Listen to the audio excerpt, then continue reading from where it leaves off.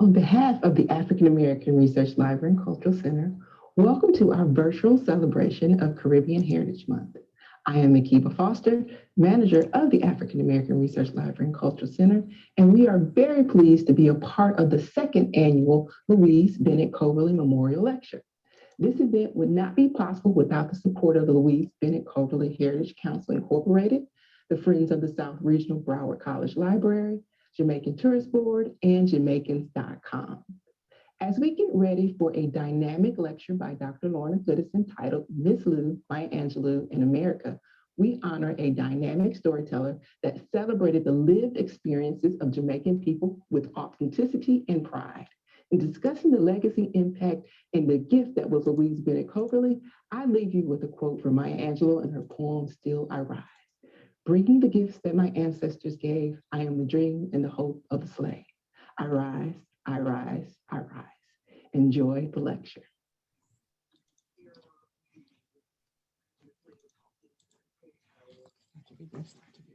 It is, I click it on this other, I can't start.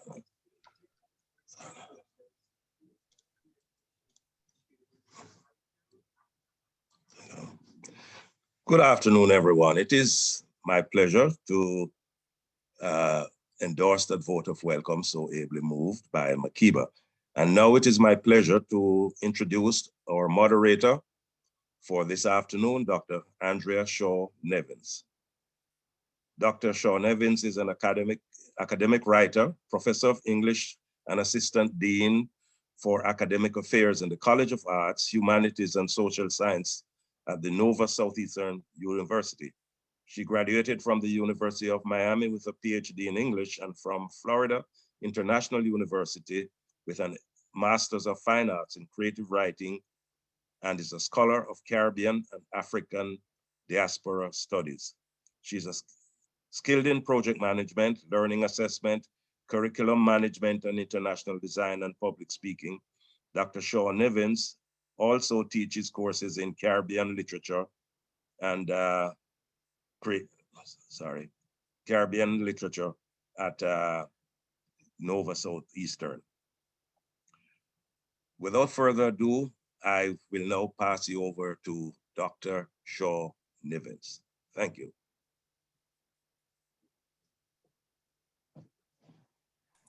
Hi, good afternoon to everyone, and welcome to this wonderful event.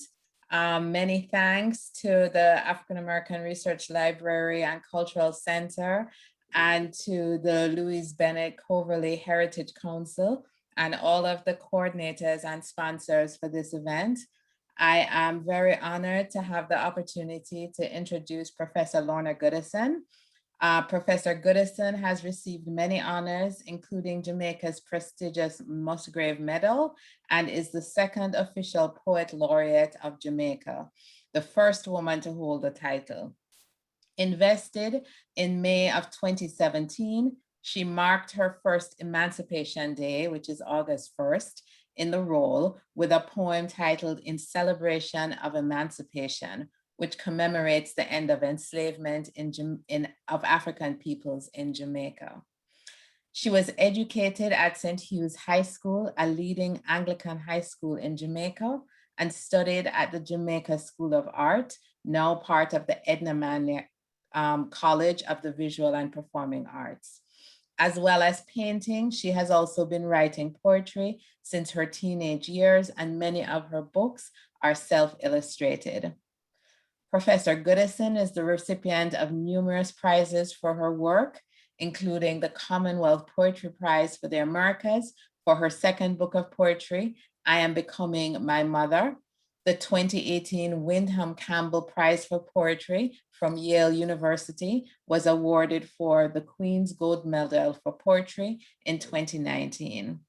She's also the author of 12 collections of poetry that include Tamarind Season, Controlling the Silver, Golden Grove, New and Selected Poems, and Supplying Salt and Light. Professor Goodison is also the author of 3 collections of short stories, an award-winning memoir, and a collection of essays. Her work has been included in the major anthologies and collections of contemporary poetry published in the United States, Europe, and the West Indies over the past 30 years, including the Norton Anthology of Modern and Contemporary Poetry, as well as the HarperCollins World Reader, the Vintage Book of Contemporary World Poetry, and the Norton Anthology of World Masterpieces. She is Professor Emerita in the Department of English at the Center for African and Afro-American Studies at the University of Michigan. I am deeply honored to have the opportunity to introduce Professor Goodison.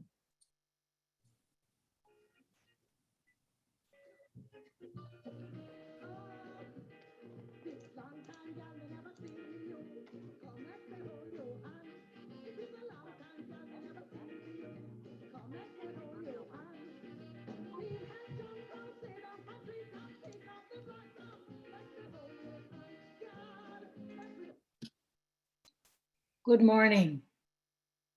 Guinea woman. My great-grandmother was a Guinea woman, wide eyes turning, the corners of her face could see behind her, her cheeks dusted with a fine rash of jet bead warts that itched when the rain set up. Great-grandmother's waistline was the span of a headman's hand, slender and tall like a cane stalk, with a Guinea woman's antelope quick walk. And when she paused, her gaze would look to see, her profile fine like some obverse impression on a guinea coin from royal memory. It seems her fate was anchored in that unfathomable sea, for great-grandmother caught the eye of a sailor whose ship sailed without him from Lucy Harbor. Great-grandmother's royal scent of cinnamon and scallions drew the sail up the Straits of Africa, and the evidence is my blue-eyed grandmother, the first mulatto, taken into Backra's household and covered with his name. And they forbade great-grandmother's Guinea woman presence. They washed away her scent of cinnamon and scallions. They controlled the child's antelope walk, and they called her uprisings rebellions. But great-grandmother, I see your features, blood dark appearing in the children of each new breeding, and the high yellow-brown is darkening down. Listen, children, it's our great-grandmother's turn. Good morning. I see we have pictures of the ancestors of our, not great-grandmother, Miss Lou would like me to call her great-grandmother. What? It's so beautiful to be here. Thank you so much. Day of Freedom, Freedom Day. Jubilee Day, Day of Jubilee. Liberation Day, Emancipation Day. Glorious full free, the end of slavery. And today, on behalf of Miss Lou, we salute with hearts full of love and abundant respect due our brothers and sisters of the United States of America on this their day of Juneteenth. And I'd like to thank the Louise Bennett Coverley Heritage Council, especially the wonderful Mrs. Norma Darby and Mr. Colin Smith. And I salute the Consul General, Mr. Oliver Mair, and I thank everyone at African American Research Library and Cultural Center and everyone participating in this talk today. Thank you, Dr. Andrea Nevins. So if we can just pause the visuals for a little bit, I'd just like to start on an airplane. One morning in the year 2001, I think it was the month of July, I happened to find myself on an early morning Air Canada flight from Toronto to Kingston. And as I sat there in the middle seat at the very back of the plane, I heard a voice say unto me, "Lorna, Miss Lou say you must come. She wants to talk to you." That was the voice of Miss Lou's traveling companion, Miss Rosie Johnson, who I figured had seen me and told Miss Lou I was on the flight. So I managed to extricate myself from the middle seat in the back row, and I was somehow admitted into first class, where I saw Miss Lou sitting in the front row by a window. And Miss Lou said unto me, "Lord, my child, I'm so glad to see you. Come sit down beside me, because guess what? I'm well worried." Now, in all the time that I had known Miss Lou, and that would have been at that time over 40 years, since I was first introduced to her by my sister Barbara Gludon, who was her very good friend and neighbor, I had never seen Miss Lou so unsettled, except maybe around the time she was having to make the hard and heartbreaking decision to leave Jamaica so Mr. Coverley could get his health care. But that, my friends, is another story. Anyway, we're on the plane and Miss Lou was very worried because, as she explained, she had been personally invited to return as special guest at Independence celebrations in 2001. And after being absent for Jamaica for quite some time, she was worried as to how she would be received by the Jamaican people. I mean, it's hard to understand that, isn't it? She said to me, "Lorna, it's a long time I leave, you know. And some of the picnic, them don't know me, them never see me yet." Seriously, Miss Lou, of all people, was worried about how she would be received by the Jamaican people. Hard to believe. So anyway, I found myself reaching for some words of comfort and reassurance for her. And I found myself saying, "Miss Lou, you cannot even imagine how much Jamaican people love you and want to see you. All of them there now are preparing to welcome you with open arms. Everybody, all your old friends, look at Lois Kelly Barrow, think about Elaine Milburn, you know, Bert, all of your old friends who are just longing to see Miss Lou, and all the children." She said, "You really think so, Lorna?"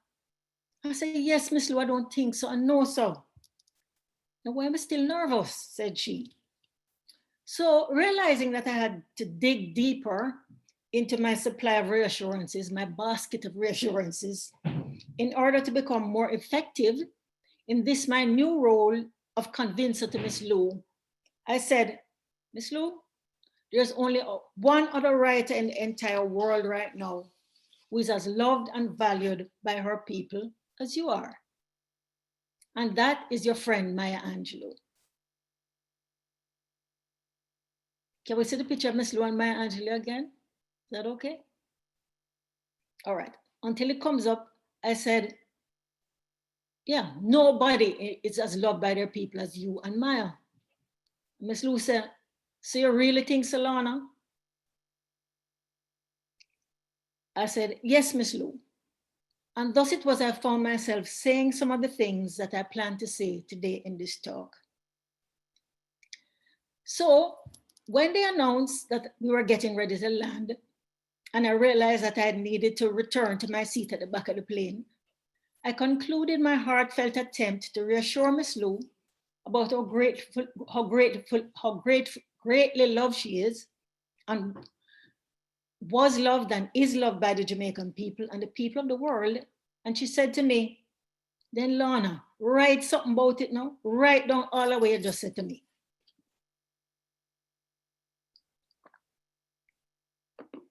So that is how the idea for this talk was born. And I must say I'm immensely grateful to the Louise Bennett Foundation and the beautiful Norma Darby and Mr. Colin Smith for giving me this chance again to give this talk, which, as Ms. Lou suggested, I have written down. Okay, so back to me and Ms. Lou on that Air Canada flight to Kingston. So when the plane landed, what did our eyes behold but a host of dignitaries from church and state? Minister Burchell Whiteman was there, and I believe that Minister Olivia Grange, who has done such a splendid job of helping to secure Miss Lou's place in history, may also have been there on that tarmac. For there were representatives of both political parties. There were representatives from the media, the private sector, school children in abundance, and yes, the singers and dancers and players of instruments were indeed there. Listen to me. The tarmac was alive with happy and excited Jamaicans, all come to welcome Miss Lou back home.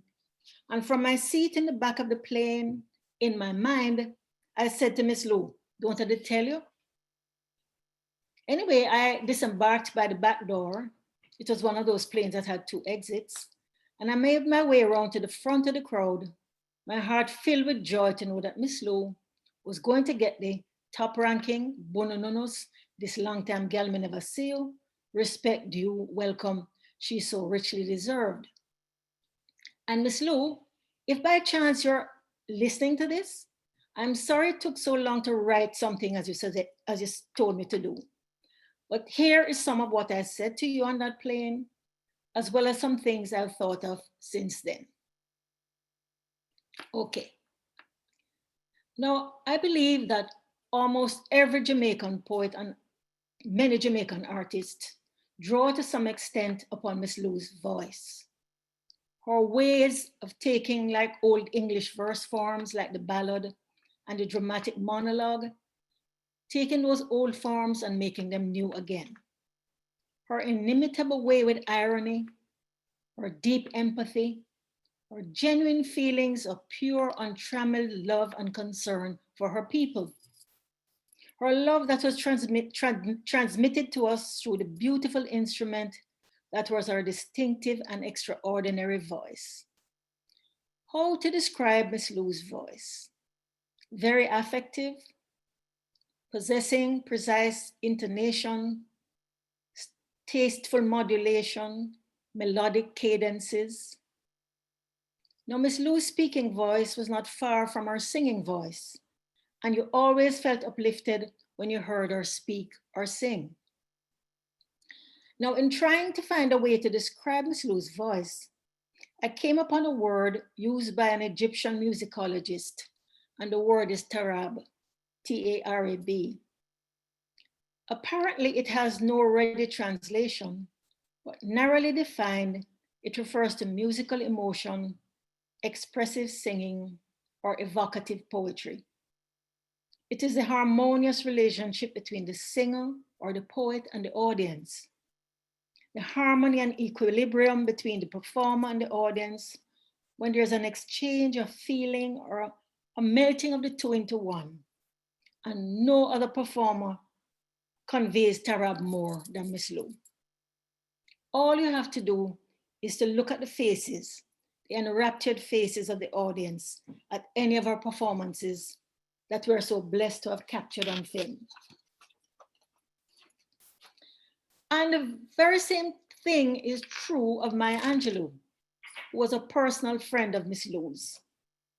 They were very different women in some ways, but also fundamentally alike. For what they had in common was that they were both avatars. They were both containers of their people's culture, and they both command a level of love, respect, and trust from their people that no politician, no person, no public figure, or popular entertainer can match. These two women were divinely chosen to speak for their people, and both Miss Lou and Miss Angelou took this calling as a sacred duty.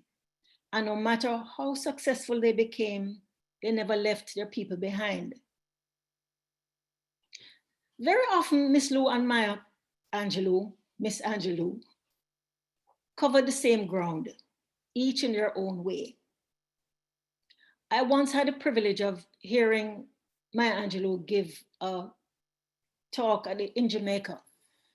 And she, in one of her very moving dramatic monologues, she called our attention to that nervous and seemingly inappropriate laugh that we sometimes hear from older people.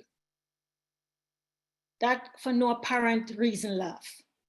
The bus stops suddenly and an older Black lady just laughs out. Something terrible happens and here comes that laugh again. And she explains that this is a coping mechanism. She says that woman is laughing like that so somebody can go to school. Laughing like that as she faces all kinds of indignities from a world that would treat her as less than. And she's laughing like that so you and me can advance in the world. She's doing what Miss Lou called tek kinti kibahat bon. And when we're embarrassed by some of the funny and peculiar ways of our people, especially of our older people, like that young girl in Miss Lou's poem, who was embarrassed by the way the older Higgler woman was calling out our wares.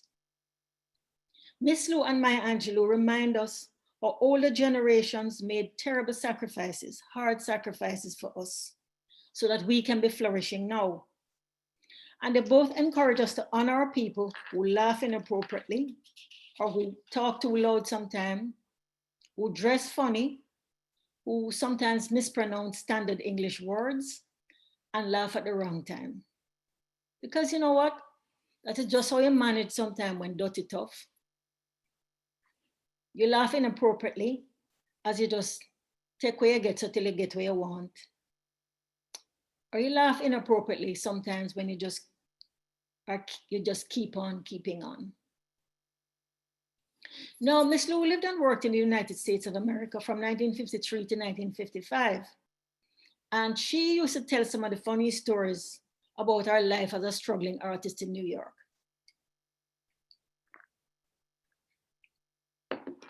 When she lived there, she worked in the Macy's department store and she did radio shows with that other brave pioneering Black woman, Alma Johns, on WLIB radio. Miss Lou performed her folk songs at the Village Vanguard in Greenwich Village, along with her good friend Irving Berge, AKA Lord Burgess, who wrote the songs on Harry Belafonte's album Calypso, the album that sold an unprecedented 1 million copies. And whenever you hear Day-O or the Banana Boat song, we should remember that Miss Lou played a significant part in the creation of that song which has been heard as far away as the moon. She performed in a musical review called A Day in Jamaica, written and produced by herself and her husband, Eric. And Miss Lou loved to tell jokes about how when she and Mr. Coverley were first married in New York, and sometimes money was a little tight, you know, the newlyweds used to have to eat a lot of hamburger meat, or mince as we call it. And Miss Lou said that the butcher became so used to her coming there to buy mince that the minute she appeared in the door, he would call out, 1 pound of mince.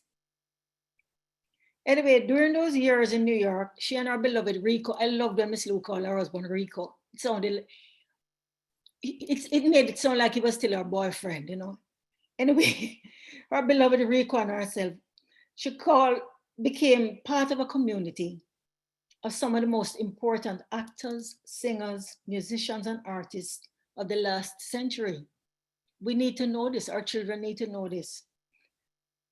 Langston Hughes, Maya Angelou, Harry Belafonte, Sidney Poitier, Ossie Davis and Ruby Dee, Brock Peters, and many, many others were all personal friends of Miss Lou. The brilliant African-American scholar Mary Jane Hewitt, who became good friends with Miss Lou. I lived up in Gordontown in one of our houses, and I saw Mary Jane many times visiting while she was doing her research on her thesis, which dealt with the career of Zora Neale Hurston and Louise Bennett as cultural conservators. And you'd see her there with her husband. Sometimes they spend Christmas with Miss Lou. And I'm hoping that one day that work gets wider circulation, because all of us need to remember that Miss Lou was a fellow traveler with no other than Zora Neale Hurston. One of the things I told her on the plane that day was how in 1999, at Martin Luther King Day celebrations at the University of Michigan, I was asked to introduce the amazing poet Nikki Giovanni, who was hugely influential during the time of the Black Power movement in the mid to late 1960s. Now, Nikki Giovanni was famous for her fiery and very uncompromising poems. And a lot of today's spoken word artists owe her a great debt. Anyway, after the talk, Miss Giovanni was very gracious, thanked me, and then she said, "How is Louise?" And then she proceeded to offer up bands of praise to Miss Lou and her work. She allowed us how Miss Lou helped to give her and many other African-American writers the confidence to write in the way their people speak, and she couldn't praise her enough. And one of Nikki Giovanni's poems, Nikki Rosa, reminds me of how Miss Lou always stressed the fact that though she didn't grow up in a wealthy family, she had a very happy childhood. Nikki Rosa. Childhood remembrances are always a drag if you're Black. You always remember things like living in Woodlawn with no inside toilet. And if you became famous or something, they never talk about how happy you were to have your mother all to yourself and how good the water felt when you got your bath in one of those big tubs that people in Chicago barbecue in. And though you're poor, it isn't poverty that concerns you, but only that everybody is together and you and your sister have happy birthdays and very good Christmases. And then Miss Giovanni says she hopes some people never have cause to write about her because they'll probably talk about my hard childhood and never understand that all the while I was quite happy. Now, Miss Lou personally taught us, I know she taught me, never to be ashamed of how we grew up. Miss Lou called our mother Love. That was her name for her mother, Love. She taught us to love our mothers in many ways. And I once heard Maya Angelou say something similar about Miss Lou, about how she'd personally drawn inspiration and confidence to write about her people from Miss Lou's wholehearted acceptance of Jamaican people.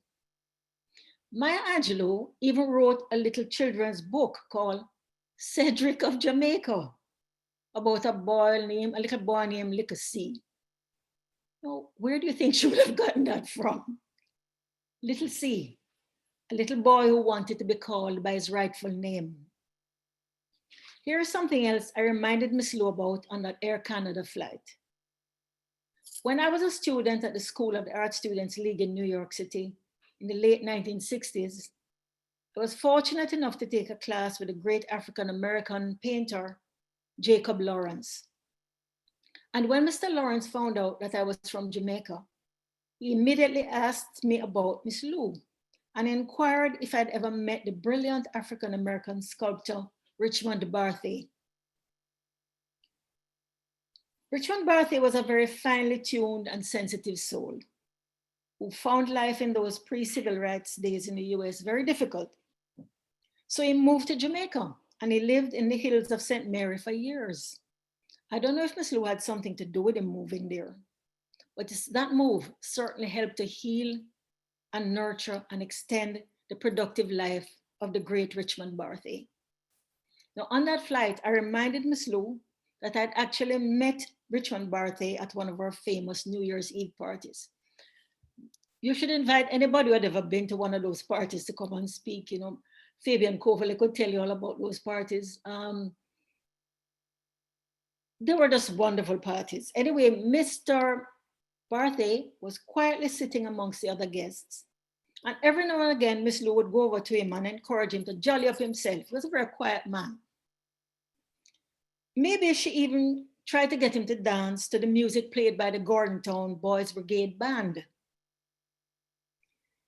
Miss Lou was a patron of that band. And that band performed at every function that Miss Lou held at her house. She had many parties at her beautiful house up in Gordonstown.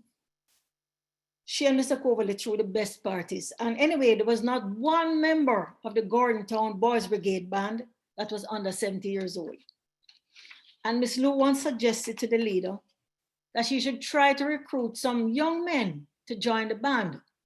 And the leader replied that he did not want any boys to come and mash up the Boys Brigade Band. Anyway, Miss Lou practiced holy hospitality. She presided over what our African-American friends like Maya Angelou and James Baldwin called a welcome table. And check with Fabian about the number of people who dined at Miss Lou's table most days. She showed us too how sometimes creative people belong to a kind of members club. And that at our best, we look out for each other. I could see her looking out for Richmond Barthay at that time, you know. That night, I'll never forget how kind and careful and solicitous she was to him, just looking after his welfare. Another thing I told her about on that flight was how I'd been teaching her work to students at the University of Michigan. And that the students, most of them from America, the American Midwest mostly, would often come to class on a cold, wintry day. And they'd say, could we just please have some Miss Lou today? Honestly. You see, those students realized that Miss Lou was a good conductor of warmth and positivity. And just hearing her and seeing her had a tonic effect on them. They drew strength from her, just as African Americans draw strength from seeing and hearing Maya Angelou deliver her talks and read her poems. In those classes at Michigan, I sometimes taught Miss Lou's poem, Pass for White. And we discussed films like Imitation of Life and Pinky, films that deal with the same subject as Miss Lou's poem about light-skinned people who pass for white. Here's the poem. Miss Jane, just here from America, our daughter proudly write. She said she failed her exam, but she passed in there for white.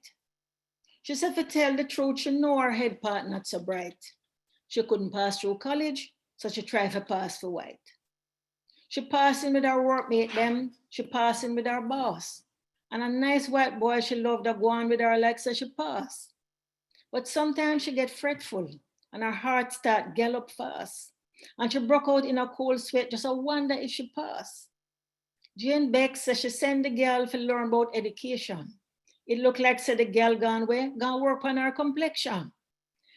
And she not have to stand up for him under that the strain and fright. For plenty copper color girl them the home there that play white. Our family is nigger, but them pedigree is right. She hope the girl now gone go turn no boogie or go white. The girl papa da laugh and say, it serve America right. 5 years back them Jim Crow him, now them pass him pick no white. Him not boast about all the district, or him daughter is first class, or she smarter than American and over there pass. Some think she pass BA, some think she pass DR. Wait till them find out say she only passed the color bar. Now that poem is, Miss Lou's protagonist passes in the Anansi style. She's tricking the white society, but her father regards it as payback because on a visit to America, he'd been Jim Crowed. He is proud of her. And the main worry her mother has is that the girl might have passed into a lower class than the one to which her family belongs. Miss Lou's poem is hilarious and deadly serious at the same time. And then she does this, she brings it home to Jamaica, reminding us that passing for white also exists in Jamaica. Now there's a renewed lot of interest in the subject these days. There are at least 2 novels I've seen that deal with the subject. And we who teach should make sure that Miss Lou's poem gets included in any and every discussion about passing. And this brings me to what I did not say to Miss Lou on that flight, mainly because these things did not actually occur to me then. My husband, Professor Ted Chamberlain, was a good friend to Miss Lou, happens to be good friends also with Michael Ash, who is the son of Moses Ash, the founder of Folkways Records. Moses Ash held Miss Lou in very high regard, so much so that Folkways Records did 2 sets of recordings of Miss Lou singing Jamaican folk songs. Let us think about what that means. Listen, it is not every and anybody who qualifies to be recorded by Folkways, now called Smithsonian Folkways Records. This puts Miss Lou in the same company as Woody Guthrie, Lead Belly, Pete Seeger, and many of the other great folk singers of our time.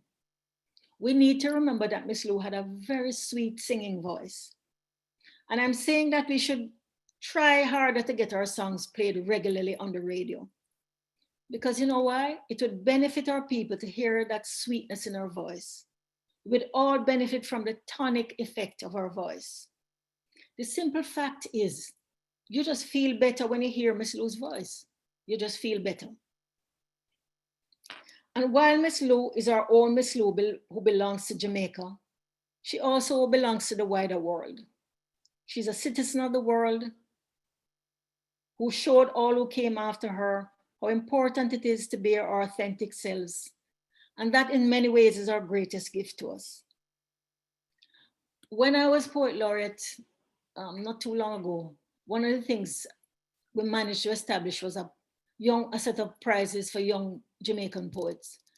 And we established a Louise Bennett Prize. And that prize was open to everybody of any age, from anywhere. You didn't have to be part of any kind of institution. Because Miss Lou, more than anybody I know, had empathy and love and concern for her people. She herself had been the victim of people less counting her, of people undervaluing her or underestimating her. And she knew that it was just a wonderful thing to just be given opportunity. She was very encouraging of me and my own work. So that prize was open to everybody to just be able to, if you're a poet, to just be able to maybe win a prize. She was unassuming yet absolutely sure of herself. And she was very, very sure of what her mission was. Most of all, she was deeply compassionate, full of empathy. She often spoke about having feelings for her people in Jamaica, England, Canada, the US, the world. They were all our people. So I'd like to end with a poem about 2 of the last enslaved women to be set free, especially on this day of Juneteenth. This poem, more than any other poem I've written, was shaped by Miss Lou's work and Miss Lou's voice. Because she would have known that not all enslaved people were set free at the same time. And that some of them had to watch and wait as other people got freedom before them. And I cannot imagine how heartbreaking that must have been. So in the name of Miss Lou, I tried to write this poem about 2 of the last enslaved women to be set free. I tell my friend Kwashiba, stop up your ears with this beeswax. So the bantering song of all the one who leaves scot-free, don't mad we who still leave bind to cane peace. We who get left back because spiteful masters say, emancipation is like an aged white rum, so strong that not every Negro can imbibe at one time, lest they go drunken and stagger. So him water down freedom, share it out little, and what left in the barrel bottom is for me and you. I say, don't bawl, Kwashiba. We wait long. We can wait more still. She said, since I'm carrying me come from Guinea, me want go home. Me too. But if it's one thing we learn from what St. Paul preached is they that wait, no, it's not him said that. Must be the prophet Isaiah or one other man who helped write Master Bible with the lock and key. And my friend said, she know why you're in a comfortable words today. My heartstrings stretch out too. Me disappoint. Me tired pray. Bend down. Full free hurry come up, them a come down the road like a Syrian wolf upon the fold. And I'm rightly sure that mean, but me like how it sound. Turn your back and bend down low. Inspect grass like a cruel overseer. Bend down and chop furious and cuss like wicked slave driver. Tell grass how it good for nothing and a make for flourish. Say it bad like sin that Ham commit. Them gone, we can stand up now. Our day of Jubilee a come. Happy Juneteenth.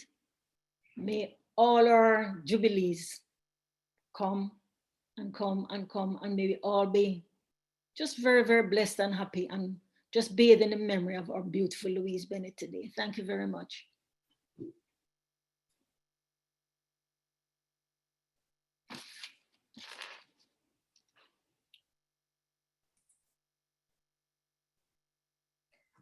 All right, well, many thanks to Professor Lorna for that wonderful talk. I am particularly honored to have this opportunity. Professor Lorna, I came to know your work as a graduate literature student at both FIU and UM, and the first of your books that I read was To Us All Flowers Are Roses, which was beautiful.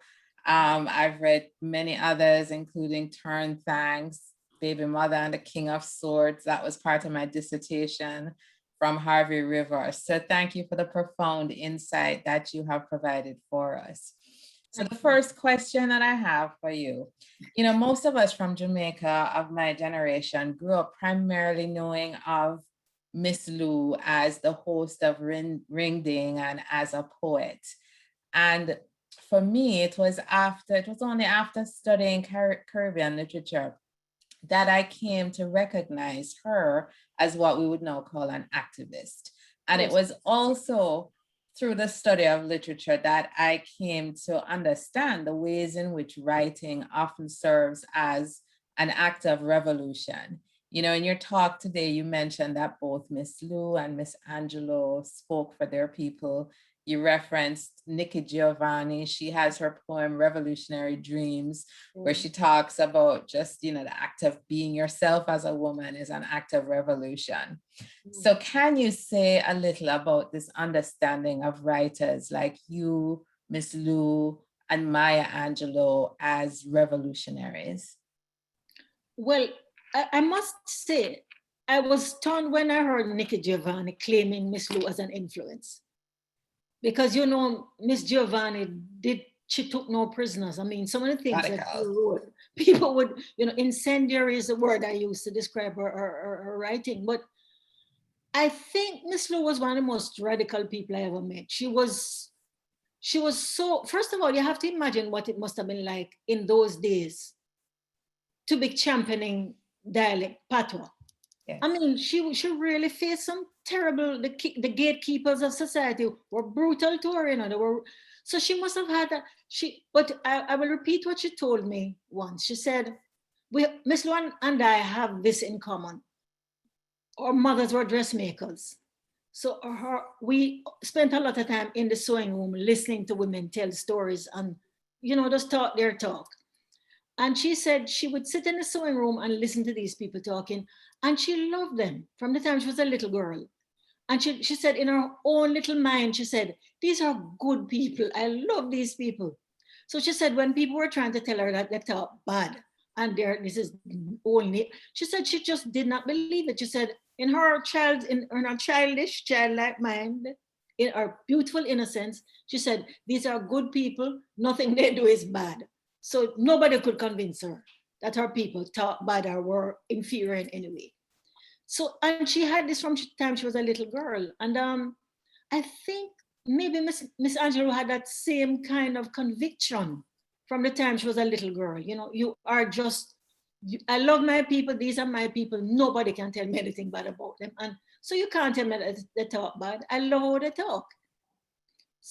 What I'm really saying is, I think as corny as it might sound, I think love is what they had in all of, you know, writers like who are dedicated to the welfare of their people.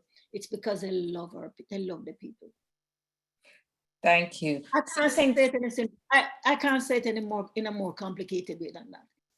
Well, that is beautifully said. Thank you. So thinking about the current space that we're in, you know, you were mentioning that for Miss Lou, when she was championing, you know, Jamaican patois, she came up against so many obstacles, so many people were not on board. What is currently perhaps being championed by some of our writers who are facing a similar struggle that we may similarly not be sort of seeing, but in another couple of decades, we're going to say, oh yes, you know, anything out there that people are, you know, pushing for, you know, wanting us to sort of see a particular way that you can identify that is meeting a struggle? Well, one of the things I'm concerned with, I don't know if concerned is the right word, but it's respect due. Jamaicans in particular like to use that phrase, respect due. But we need to think a little bit more about it. I've been on this thing. I have a new collection of books. I'm not flogging it. I won't even tell you what it's called or anything. But tell us, man. Tell us. No, but I try to speak about Rastafari. It's not Rastafarianism because Rasta said there's no ism. But I like to think that we need to give respect due to Rastafari because they're very much the ones who encourage us to stop playing that mugs game, that fool's game that said, if I pinch up my nose every morning and try and get it straight, and if I bleach my skin, and if then I will be acceptable. And they're saying there's no point. There are some people when you have to accept yourselves, love yourself. And they're the ones who really, you know, the fact that everybody is walking around the world now wearing locks happily and proudly. They used to beat Rastafari for that, you know. They used to lock people up if you had locks. They still have these ridiculous, you know, issues at some schools in Jamaica where children can't wear locks. But then you couldn't, so I'm saying that they fought a fight for us and respect is due, certainly to those older. A lot of us are enjoying now something that they suffered for. We're reaping the benefits of a kind of confidence. When I see our young people how beautiful and confident they are and how lovely they look and they, you know, they're so happy with how they look, I think they should give a little respect due to Rastafari. Excellent. I'm not a Rasta woman though. I don't believe in how they deal with women. I'm way too wayward. I couldn't be so subservient. Well, thank you. Excellent point about where we are with acceptance and appearance and aesthetics. Continuing to think about, you know, thinking about Maya Angelou. So I was thinking about her work, and the first thing that I read, as for perhaps many people, was I Know Why the Caged Bird Sings. Beautiful. And it was a fantastic book. I think it was the first memoir by a Black woman that I had ever read, and it was so moving. There's one part of the book though that I will never forget, and it is where she talks about an uncle that was disabled. Oh, yeah. Yes. And that when the Klan was passing through, I think this was in Arkansas, you know, he had to be hidden in a barrel of apples. Yes. They had to empty it, put him in there for fear of how he would be harmed. Yes. And at the time, I remember thinking that was such ancient history, like, you know, hiding somebody in a barrel, you know, what is that about? But, you know, as time has progressed, and especially over the last couple of years with all the recent events involving the murder of Black people, Black men in particular, it's clear that the brutal treatment of Black people remains a feature of life in North America as well as other parts of the world. Yes. So as a writer, what is your emotional as well as creative response to the Black Lives Matter movement, and what might Miss Lou or Maya Angelou say in the face of George Floyd's murder and all the race-related protests of the past year? I'll just get a little personal here. I don't think Miss Lou minds me telling that I once saw her crying about some indignity that had been visited upon the Jamaican people. And she cried, she said, they don't have any feelings, some of people. And that's what she said. And I think that would have been our response even 10 or 100-fold now. Who can, I really don't want it to even go there this morning, the thought of that man kneeling on. It's one of the most horrible things that anybody has ever seen. But what I think their response would be to lend their voices wherever possible, to encouraging the young people to stand up for their rights, to encouraging just people to value themselves and to just know that we could never imagine that this would have come around again. Those of us who lived through the 1960s and the 70s, I think, people were talking about a post-racial United States of America. I think what is wonderful in all of this is the response of the young people. Yes. Of all colors and cultures. It's just hard. It's just wonderful to see them out there. Everybody from everywhere you can think of, they're all there. And maybe this time will be different because of this, the complexity of the protest, the fact that they're young, old, there are lots of women, there are lots of, it's just everybody. Yes, it's been a galvanizing moment. Yes, it's the best of times and the worst of times, but it's in some ways is in fact the best of times. Yes. So in thinking about, again, the last year or so and the pandemic, over the past 18 months, tell me a little about what you have learned about yourself or the world around you that you did not know before the pandemic. Oh, well, some days I'm actually not grateful for the pandemic, but I'm grateful for the time, which, the fact that I have been forced to be still. I think the world was going at a fever pitch. It was just, everybody was just going all the time. And the blessing of just being made to stop for a while and think and see. I think all of us, most people, all thinking sentient beings, are just grateful for the fact that you see what you can do without, and that's most things. You learn so much about what is necessary, what is absolutely necessary to survive, to live, to thrive. And that is what I've learned about myself. That and I think so much about the people who I love and the people who matter and the people who just, I'm just so blessed to have known them in this life. And yeah, I spend a lot of time, I write, I do a lot of writing and calling with people I love now. I just say, I call people up and I say, no, it's okay, but I just want to tell you, I really think you're wonderful. Yes, tremendous increased sort of opportunity to realize all that's valuable to us. Yes, absolutely. Yes. So is there any kind of identifiable impact at this point that you think the pandemic will have on the focus of what you write moving forward, or on your writing style? Anything that you anticipate will be influenced by the pandemic? I don't know. I've written one poem in which I mention it. And it's a poem that it's in my new collection, which is called Mother Muse, and it is due to come out in England in a few weeks. But it's about a girl I went to school with called Alwyn, and I just remembered her, and I thought, the two of us used to be very cry. So I was saying that, these days I'm remembering how cry the two of us were, and these days the pandemic makes me cry again, Yes. So that's what that's about. Okay. All and right. maybe I do not plan to spend a lot of time writing about the pandemic. I might be, I do not know whether this is, it's up to me or not, because very often I think my poems write me as much as I write them. I don't set out to write anything. But I think when this is over, I think we should take what we get from it, and then we should just go out and love each other and, do better where we can and things like. We should take what we learn from it and apply that as much as we can.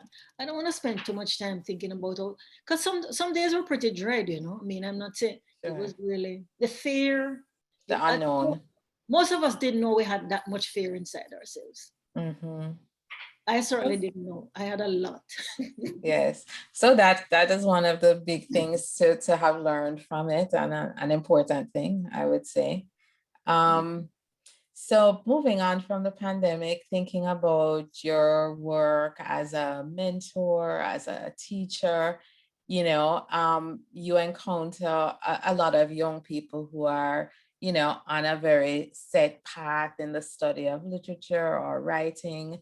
However, many of us here today are parents and grandparents of young people who are figuring out their path and, into the adult world. And some of these kids have a deep love for the creative arts, but struggle somewhat with the tension between their interest in dance, music, writing, art, and the concern of very well-meaning parents and grandparents who, will say something like, we're afraid you're dead for hunger or something if you pursue this particular thing. Absolutely, yes. Yeah. So what would you say to those of us out there, whose parent, whose child or grandchild has said, I want to be a poet like Miss Lou, like Professor Goodison, like Maya Angelou? What do you have in your consolation basket for those? I would say you should set them to reading the lives of some of these people you mentioned. The thing is, I mentioned in the talk, or Miss Lou said, when she was, being a struggling artist in New York, she used to have to eat a lot of mince, But if you're prepared to struggle, because it is a struggle, but honestly, it is way better now than it used to be. When I was coming up, I didn't know one woman who was a poet except Miss Lou, and they were telling us that what she was doing was not, we shouldn't be paying attention to that. I did not know any poets. There were men, but they weren't going to be, I wasn't going to be of any consequence to them, really. I did receive, no, to be fair, I did receive some early encouragement from some people, and I can mention Jeremy Verity at JBC really loved my work. So one of the first people who told me I was a poet was Neville Dawes, who was the head of the institute. And that's a long story. And Professor Mervyn Morris and later Professor Edward Baugh and people like that, they gave me encouragement. But and Professor Rex Nettleford, we can't not speak about him, because there were times when he just told me exactly what I needed to hear. He would say, if I was worried about whether I would be able to do something or not, he'd say, of course you can do it. And I needed to hear that. So if you're going that route, you need encouragers. Yes. And that is what, somebody like you, I'm sure that's what one of your main, you function very well, I can tell, as an encourager. So you need a lot. And, so if, just be very honest with them, say, this is not an easy road. You're not going to, what they say, blow up, as the kids say, very easily. Sometimes you do, sometimes you don't. But yes. What I will say is that there are more opportunities now than there were when I started out. Way more than when I started out. When I started out, I was only writing because I had to do it. And I tried my best not to. I spent a lot of time trying not to do it. Because as you would say, how am I going to live off this? How is this going to help me? But you know what?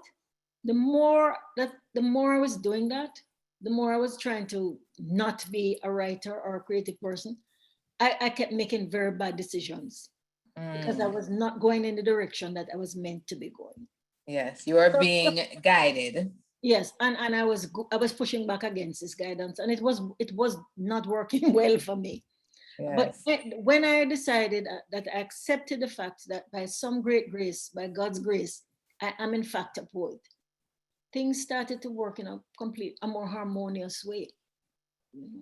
Yes, same experience for me with, becoming a literary scholar and struggling with that decision for a while. One of the questions, we have a question in the Q&A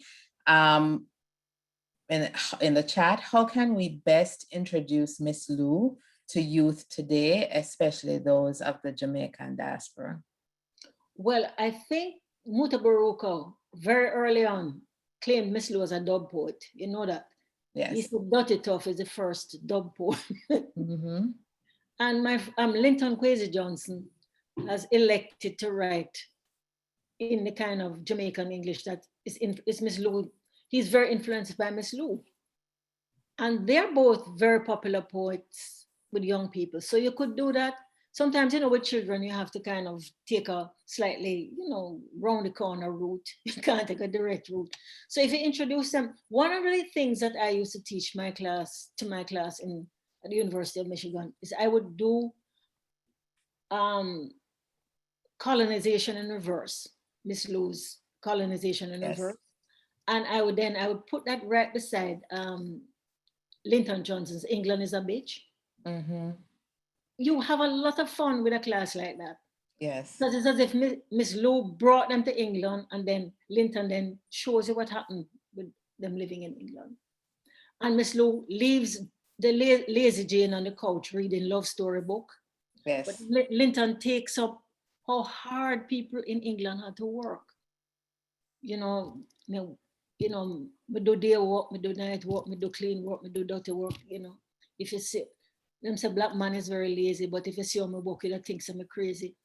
And it's like Miss Lou is part 1 and Linton is part 2. Yes, and there are probably many part 3s out there now emerging. So that is how I would. That's exactly how I used to do it. Okay, thank you for that. So, if we were to take a peek at your nightstand or your favorite reading spot at your house, which books would we see that either you're reading or that you have lined up to read? Well, I read, I have books that I periodically just go back and I just dip into them and I just read them again, I love short stories, so I read, Tony Cade Bambara. Oh, yes. Gorilla My Love. Yes. I love Cade. So I will just tell you that if you go now, you will see it's right by my bedside. I never stop reading her. I think her work is just absolutely marvelous. I do. Yes. Brilliant. Brilliant. And I also love Paul Marshall's writing. Those are 2 women I think they should be much more heard from. People they should get a lot more attention, those 2 writers, I think, Okay. But I also am reading because I got myself involved in a project over almost 20 years ago of rewriting cantos from Dante's Inferno, believe it or not. And really? I've rewritten some of them. So every now and again, my husband says, "Oh, you've gone back to hell, have you?" Just for a little. Yes, just for a little. Yeah. All right. Another question. And I have my mother's book of common prayer. Okay, and you continue to read that. Oh yeah. Every morning I try to read the one for the morning, order and the evening order. Okay, thank you. Another question in the chat. Someone is asking if you could share your thoughts on Sonia Sanchez. Oh, great lady, great. Oh, I have one of our books right here, Under Soprano Sky. Yes, yes. Even that. I'm sorry I didn't mention her. Oh, she's a fabulous person. She's just a wonderful poet and person. And I've had I've met her on a couple of occasions, and I'm always just blown away by her energy and her generosity of spirit. She had this great sort of capacity to care, and yeah, big up Sonia Sanchez, fabulous lady. Okay, thank you. So I'm not sure if we have any other questions, and I think we're coming to the end of my time with you. So as we bring this discussion to a close, thank you again for your work and for this opportunity to hear from you. So I'm going to hand back over to, I don't know if anybody else is getting questions that they may want to ask Professor Lorna. Okay, I'm not seeing anything, so I think I hand over to Colin Smith to finish us up. Thank you so very much. I do have a few comments to make, but before I do, I would like to have a word from the patron of our organization, Mr. Oliver Mair, our esteemed Consul General, who helps to guide our council and with whom we have been doing a lot of work. I will turn you over now to him. He's a cultural vulture, as I say, culture vulture himself. He's a singer, performer. I've seen Miss Brilliant. Yes, indeed, indeed. Over to you, sir. Thank you very much, Sir Colin. And first of all, Colin, I want to just salute you for the work that you have been doing, leading the Louise Bennett Coverley Heritage Council. Definitely one of the best performing organizations here in South Florida, represented Miss Lou so well. And I want to here just publicly state that in short order, we'll be having a special image of Miss Lou at the consulate to welcome our Jamaicans when they visit the consulate. And we're doing this in conjunction with Colin Smith and the Louise Bennett Heritage Council. So thank you so much. Of course, Professor Goodison, always so inspiring.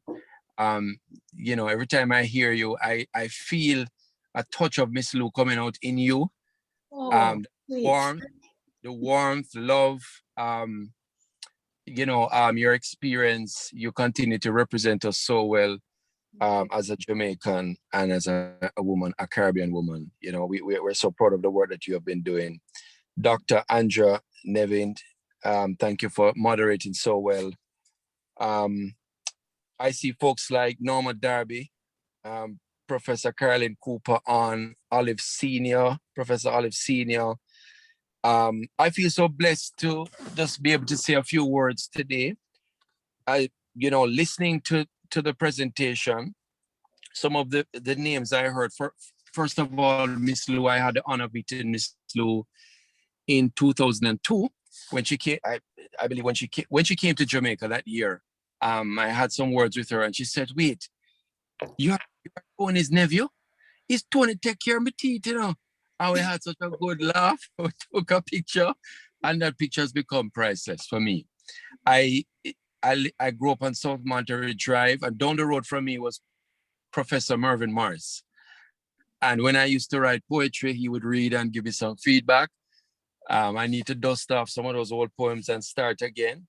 But Professor Edward Barr, I had the honor of working, of course, with through University Singers, Rex Nettleford, who you mentioned. I met Muta, and every Christmas we would play Linton Kwesi Johnson for a New Year's party. So very nostalgic, just listening to you, Professor Goodison, sharing about Miss Lou in such an intimate way, such a storytelling fashion. I listened to each section as you recounted your experience on that Air Canada flight into Jamaica. Her nervousness, knowing that and not realizing how much she's loved and embraced by the entire community and the world. I would dare to say being at the cusp of now being recognized as perhaps one of our national heroes. She's our mother of culture. And as a man of culture, I also salute the current persons who have been keeping our raising our flag high, keeping our culture alive in the community. I salute each of you, including you, Professor Goodison, and thank you for your work, recognizing Miss Lou. As we move into our 60th year where we celebrate our independence, I think our diaspora can look forward to a big celebration and our cultural leaders will be at the forefront. Thank you for allowing me to say a few words and congratulations to everybody and keep up the great work. Thank you. Thank you, Consul General. Indeed, you have touched some of the things that I think all our panelists and participants would wish to say, and you have conveyed them very well. But I think I should underscore how much we appreciated the presentation by Professor Lorna today. As I watched the chat, there were some words which kept coming up, and some of them were mesmerizing, some of them were inspiring, brilliant, enlightening, refreshing, insightful, articulate, and many more. And just, we thank you for that. It was really good. To our moderator, I think you did a very wonderful job. You were so calm. Your questions were to the point, which allowed to bring out some more of the points that Professor Goodison would have wanted to have said. We thank you so much for that. I wish to thank the Friends of the African American Research Library by collaborating with us for this presentation. And I just want to say to you that this is only the beginning. If you thought it was first off, let me tell you that that is not so. You know, we have a little saying in Jamaica, and you think me did don't, me just a come. CG, thank you also. All my committee members and members of the board of the Louise Bennett Coverley Heritage Council, again, you work tirelessly to make these programs happen. There's one member in particular whose insightfulness and foresight it was that we had this council, Mrs. Norma Darby. Again, our distinguished past president, who still supports us and still does a lot of work, okay? Committee, you did well. Participants, we thank you, because if you were not participating, we would be only talking to ourselves. And I realize from the chat that I've seen that you all enjoyed it and thought it was worth the while. And we will be presenting other programs like this. So again, a big thank you, and look forward to having you with us. And I wish to say to all our participants, this council needs help. We need people who are interested in helping us to propagate Miss Lou's legacy, and indeed the legacy of Jamaica's rich culture. Please give us a call, visit our website, let your thoughts be known, and we will be contacting you. We have some very big plans for next year, Jamaica's 60th anniversary, and which you will be hearing about shortly. And I'm sure which will excite you in some of the things we want to do next year. In June, we're going to have another lecture.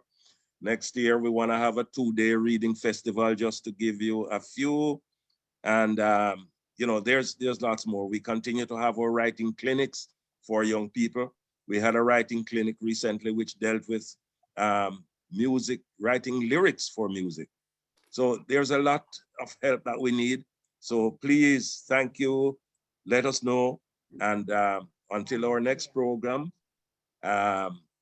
we look forward to you, and may you all keep healthy and far away from COVID. God bless you all. Thank you. Thank you.